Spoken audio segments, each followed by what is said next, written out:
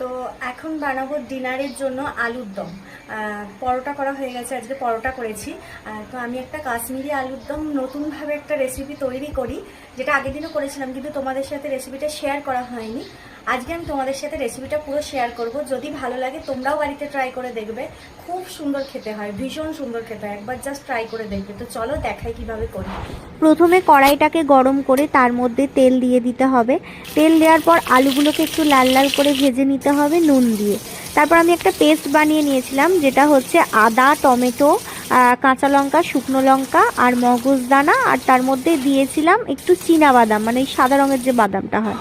তো সেটা একটা ভালো করে পেস্ট বানিয়ে নিয়েছিলাম। আর এই দিকে কড়াটাতে যে তেলটা অবশিষ্ট ছিল, সেই তেলটাতেই একটু গোটা সাদা জিরে দিয়ে তারপর ওই পেস্টটা দিয়ে ভালো করে নাড়িয়ে নিয়ে তার মধ্যে হলুদ, লঙ্কার গুঁড়ো, কাশ্মীরি লঙ্কার গুঁড়ো, তারপর হচ্ছে জিরে গুঁড়ো, ধনে গুঁড়ো সব কিছু দিয়ে, যেহেতু এটা নিরামিষ করছিলাম তো সব কিছু দিয়ে, আর নুন আর একদম অল্প চিনি দিয়েছিলাম টেস্ট হওয়ার জন্য, আর একদম অল্পই আমুল দুধ গুঁড়ো দিয়েছিলাম।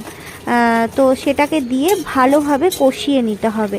কষিয়ে নিয়ে যখন তেল ছেড়ে দেবে তখন যে বাকি টমেটোটা, মানে একটা টমেটোর অর্ধেক আমি পেস্ট করেছিলাম আর অর্ধেক হচ্ছে এখানে মানে কুচি কুচি করে দিয়ে দিয়েছিলাম।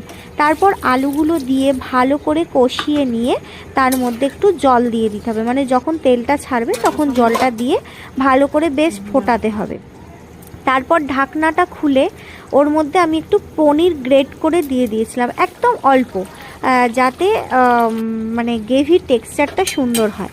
আর তার সাথে একটু কাঁচা লঙ্কা কুচি আর কাসুরি মেথি আর একটুখানি লেবুর রস দিয়ে দিয়েছিলাম। দেখো কতটা সুন্দর হয়েছে, এবার শুনে নি কেমন হয়েছে। বলো কেমন হয়েছে, বলো বলো না, তো নাটক করো কেন?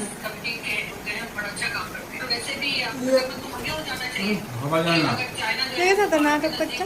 বাবা বলো তো কেমন হয়েছে?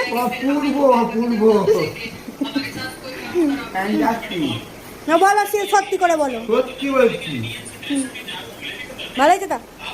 অপূর্ব।